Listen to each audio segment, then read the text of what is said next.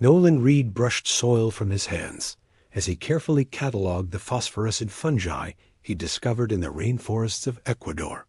The spores gave off a soft blue glow that pulsed in rhythmic patterns, unlike anything he'd documented before. This could revolutionize organic lighting, he murmured into his recorder, adjusting his glasses. Sample 47B demonstrates communication patterns through bioluminescent pulses when in proximity to other colonies. A sudden wind rustled through the canopy above, causing Nolan to look up from his specimen. Strange, the weather forecast had predicted clear skies all week. The air around him began to shimmer, distorting his vision like heat waves on asphalt. His skin tingled with static electricity. What the words died in his throat as light enveloped him, blinding and absolute.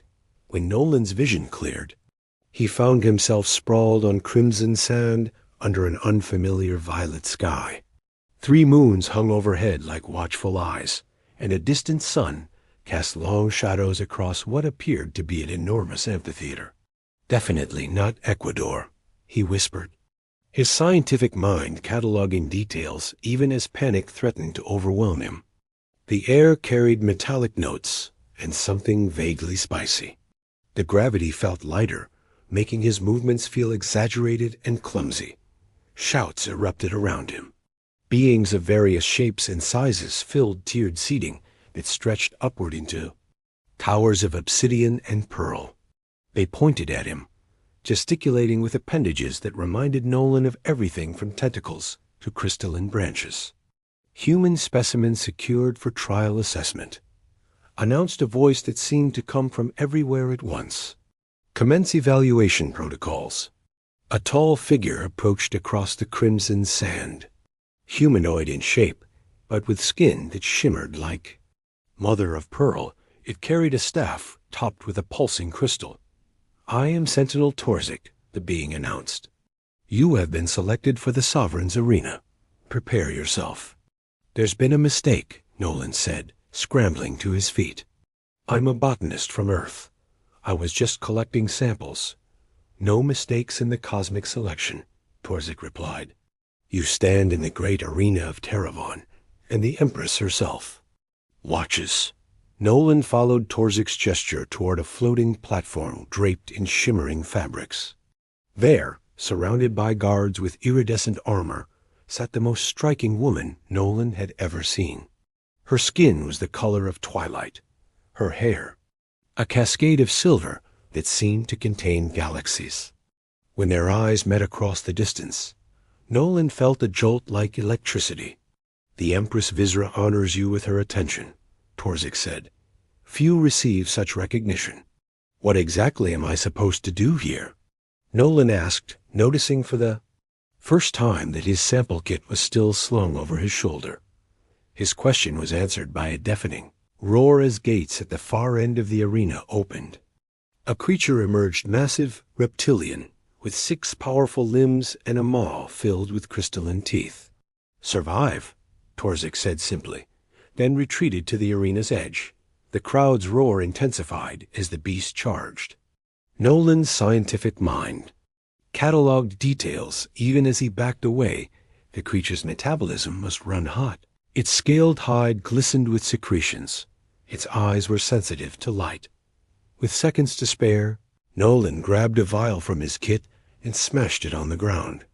The bioluminescent fungi released spores in a blinding flash, causing the creature to rear back, momentarily blinded. Nolan dove behind a rock formation, heart pounding. From her platform, Empress Visra leaned forward, her interest piqued. This human was different, using intelligence rather than strength. "Most intriguing," she murmured to her advisor Kelm, a tall being with features like carved jade. "I believe we have found something unexpected today." "A specimen worth further study, Your Radiance?" Kelm asked. "Indeed," Visra replied, watching as Nolan used various samples from his kit to confuse and ultimately pacify the beast. "Bring him to me when he has completed this trial." I wish to know more about this human who fights with plants instead of weapons. As the arena guards surrounded a bewildered but victorious Nolan, the Empress's lips curved into a smile that promised both danger and possibility. Nolan stared at his reflection in the polished obsidian wall of his chamber. The Terravonian attendants had dressed him in form-fitting garments that shimmered between midnight blue and deep purple, materials unlike anything on Earth. His quarters, while clearly a gilded cage, offered comforts he couldn't deny: a bed that conformed perfectly to his body, ambient lighting that adjusted to his circadian rhythm, and a balcony overlooking gardens filled with alien flora that made his botanists. "Hark race. The Empress requests your presence," announced Sentinel Torzik from the doorway. Nolan followed the sentinel through corridors that seemed to bend reality, architectural impossibilities made manifest. Guards with crystalline armor stood at attention, their eyes following his movement with wary curiosity. The throne room stretched before him, a cathedral to cosmic power. Empress Visera reclined on a throne that appeared to be carved from a single massive gemstone, its facets refracting light. In hypnotic patterns, Nolan read of Earth. Her voice carried the hint of a melody beneath its authority. "You survived your first trial through methods no previous combatant has employed." Nolan bowed awkwardly. "Thank you. Your Radiance? I was just trying not to die." A flicker of amusement crossed Visera's face. "The traditional path to freedom requires surviving 5 more trials, each more challenging than the last." She descended from her throne with fluid grace. "Should you complete all trials, tradition offers you a place of honor in my court." "As what exactly?"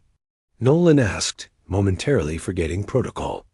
"As my consort," she replied, close enough now that Nolan could see the subtle constellation patterns in her silver irises. "Such is the law of Terravon for any who master the arena unchallenged." Kellen stepped forward. "Your second trial begins at first moonrise. The trial of agility against champion Drax." Hours later, Nolan stood in the arena again, facing a warrior whose body seemed composed of living metal and sinew. Drax towered over him, a giant with a reputation for undefeated combat. "Begin!" The announcement echoed across the arena. Dra moved with surprising speed for his size, hurling disc-shaped weapons that curved through the air. Nolan dodged the first barrage by pure luck, tumbling across the sand. "Analyze patterns," he muttered to himself, falling back on scientific methodology. "Look for weaknesses." The crowd roared as Drax pursued him across suspended platforms that materialized above the arena floor. Nolan noticed something: Drax's movements followed predictable trajectories, like a computer program with limited variables. When Drax cornered him on a narrow platform, Nolan didn't retreat. Instead, he feinted, left, then rolled right, causing Drax to overextend. Using momentum and leverage rather than strength, Nolan redirected Drax's charge, sending the champion tumbling off the platform. Drax caught himself on a lower level, his metallic features contorting with rage. The crowd fell silent in shock. "Nobody evades Drax," the champion bellowed, launching himself upward. Nolan had prepared. Using samples from the garden, a sticky resin from an alien plant, he had coated sections of the platform. Drax landed on the adhesive patch and found himself immobilized. "You fight with trickery," Drax accused. "I fight with observation and adaptation," Nolan replied. "No rule says I have to outmuscle you." From her viewing platform, Empress Visera watched with undisguised interest. This human continued to surprise her. "He thinks differently," she said to Kellen. "He sees patterns where others see only force." "A dangerous quality," Kellen observed. "Some might say revolutionary." The Empress's eyes narrowed slightly. "Indeed, precisely what makes him valuable." When the trial ended with Drax's reluctant yield, Nolan found himself escorted not back to his chambers, but to a private garden within the palace. Empress Visera awaited him, beside a fountain of liquid that shimmered like mercury.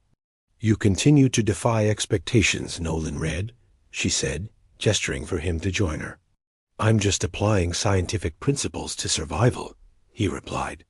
"Tell me of your Earth," she requested, her tone softer than in the throne room. "Tell me of these plants you study." As Nolan described his work with medicinal plants and ecological systems, he noticed something unexpected. The Empress was genuinely listening, asking insightful questions that revealed a keen intelligence. "Your world sounds both primitive and advanced in fascinating ways," she said finally.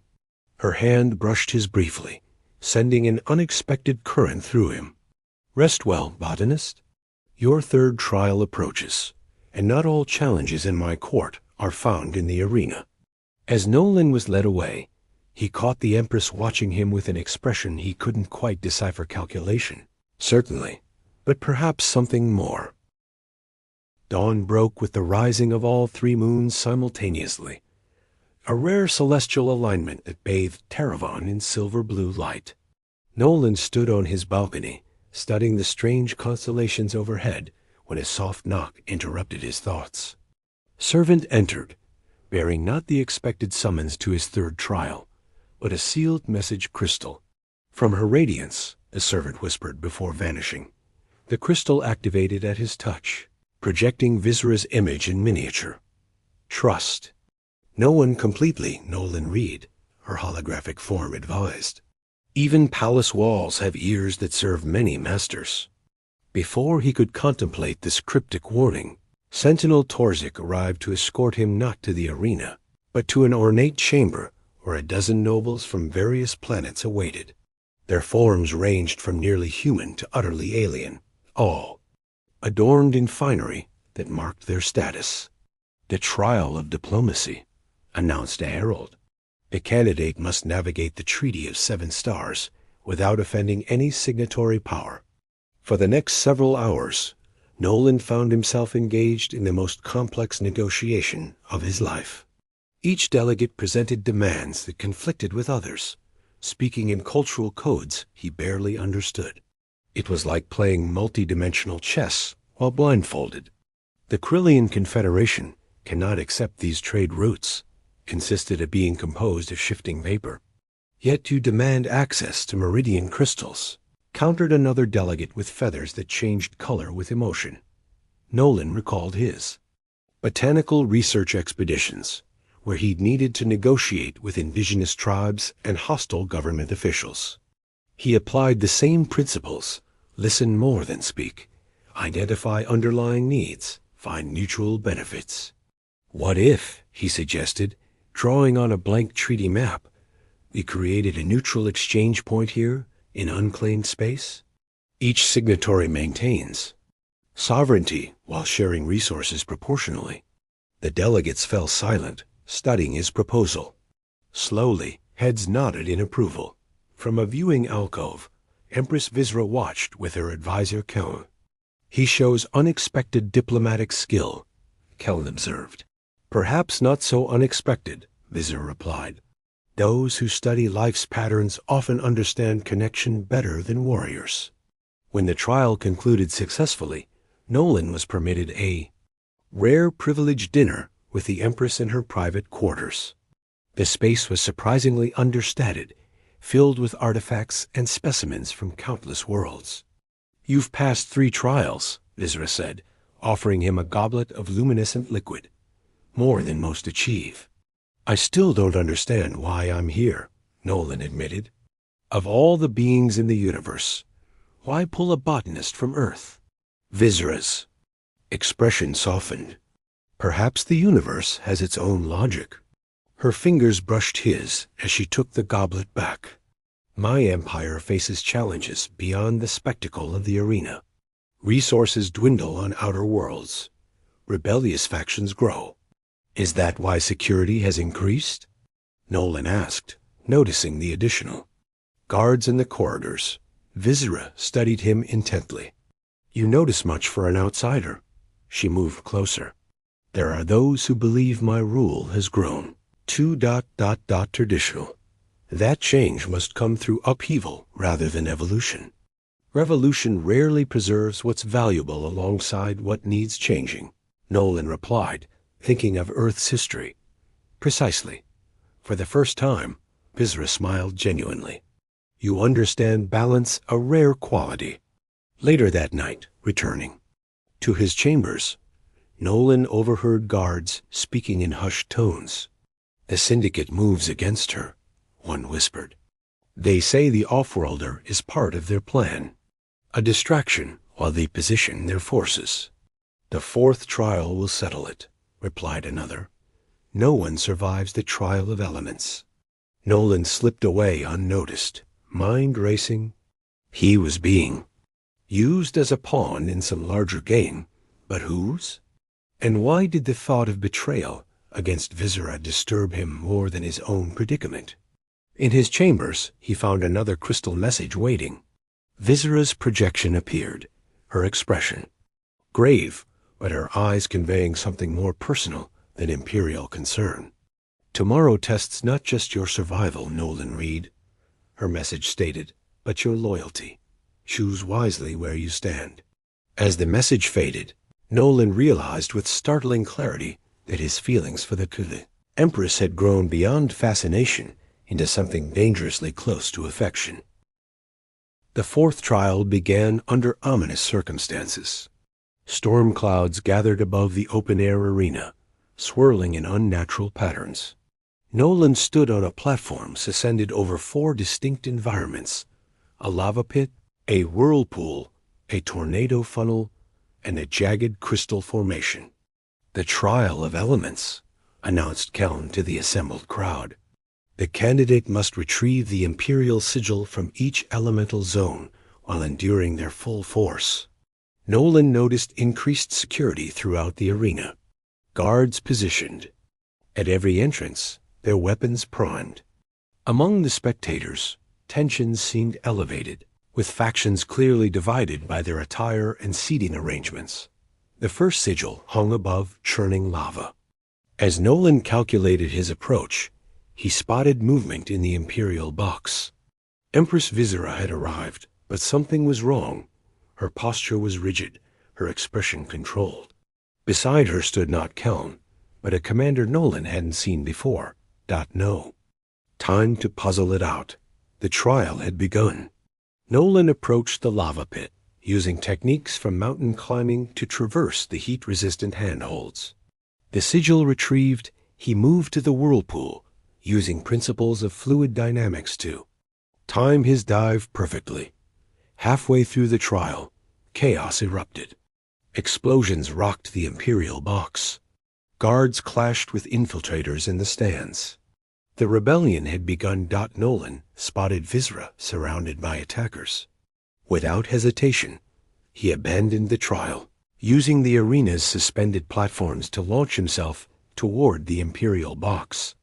His years of hiking through difficult terrain gave him agility that surprised even him. The Offworlder betrays his purpose, shouted a rebel leader as Nolan crashed into the box, tackling an assassin who had nearly reached Vizra. I make my own purpose, Nolan replied, using his knowledge of pressure points to incapacitate his opponent. Vizra fought beside him with unexpected skill, her ceremonial staff revealing itself as a powerful weapon. You abandoned your trial, she said between strikes. Some things matter more than tradition, he replied. When the fighting subsided, Nolan and Vizra found themselves momentarily alone in a small security chamber beneath the arena. Guards had established a perimeter outside while they awaited safe transport. You knew this would happen, Nolan said, tending a cut on Vizra's arm with herbs from his ever-present sample kit. I suspected, she admitted.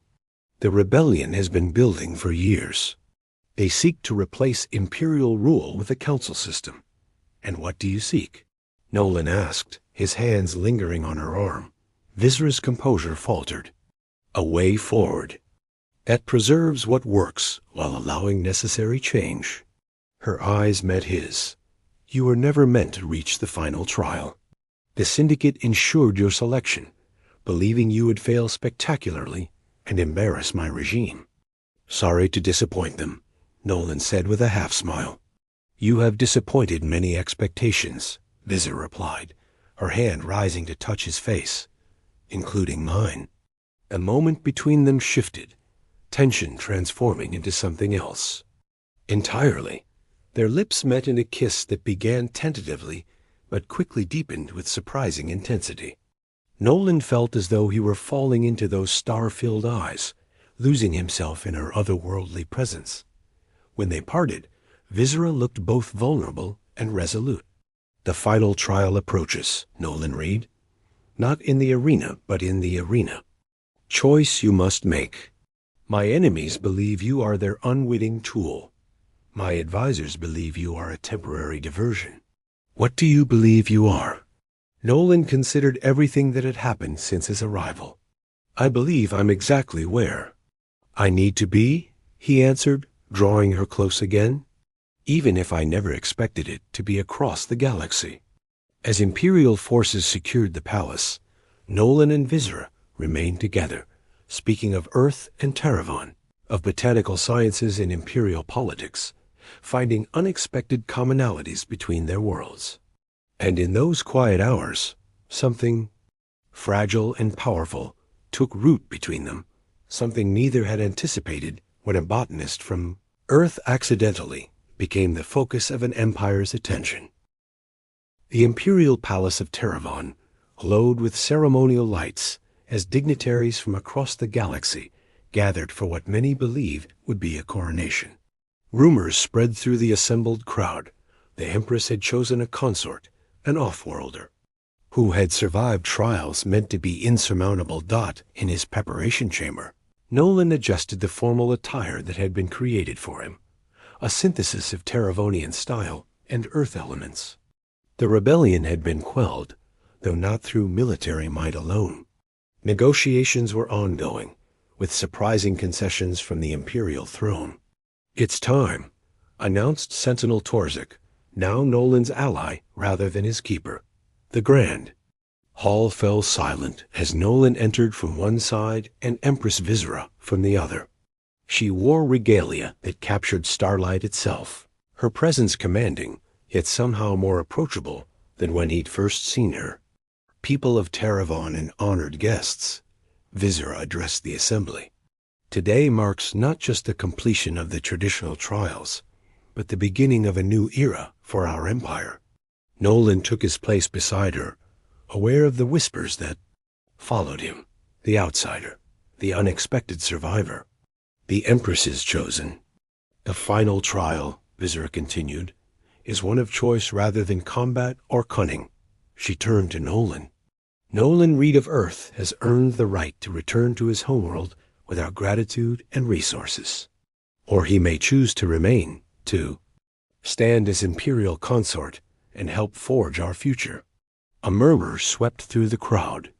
This was unprecedented. The choice had always been the Empress's alone. Kelm stepped forward, presenting a crystalline sphere.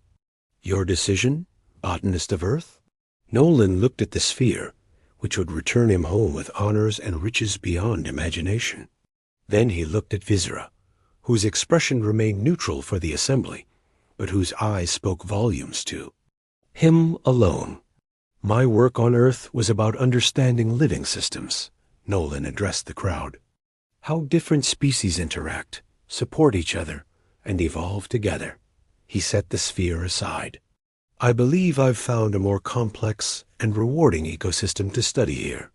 Turning to Visera, he continued more softly. If you'll have me, not just as tradition dictates, but as someone who chooses to stand beside you freely. The Empress's composure wavered for just a moment before her radiant smile emerged. I would have nothing less, she replied, taking his hand in hers. The assembly erupted in approval most sincere, some political, all recognizing the symbolic power of their union. Later, as celebration continued throughout the capital, Nolan and Visera retreated to the palace gardens where they had first truly spoken. The Syndicate has agreed to the new planetary council, Visera informed him. Your suggestion of rotating representatives from each world has satisfied even the most ardent revolutionaries. Botanical principles, Nolan explained. The healthiest ecosystems allow each species to contribute while maintaining overall balance. And what of Earth? She asked. Will you not miss your world? Nolan looked up at the unfamiliar constellations, then back to the extraordinary woman beside him. Earth will always be part of me, he acknowledged. But I've discovered something I never found there. Your botanical research can continue here, Visera offered. I've had a conservatory prepared with environments suitable for Earth specimens. That's not what I meant, Nolan said, drawing her into his arms. Though I appreciate the gesture. Their kiss deepened under the light of 3 moons. A human botanist and an alien empress finding connection despite originating in different solar systems. The universe has strange ways of bringing together what belongs together, Visera murmured. Against his lips. A scientist might call it improbable coincidence, Nolan replied with a smile. But even scientists can acknowledge when data points to something more meaningful. In the gardens below the palace, a small earth plant that Nolan had brought in his sample kit had taken root in Terravonian soil.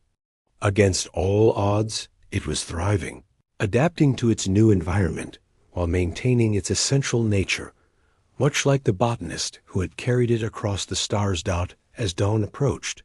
Nolan and Visera stood together on the balcony overlooking both the capital city and the wilderness beyond, their hands intertwined, their futures now inexorably connected, proof that even across the vast distances of space, hearts could find their counterparts in the most unexpected places.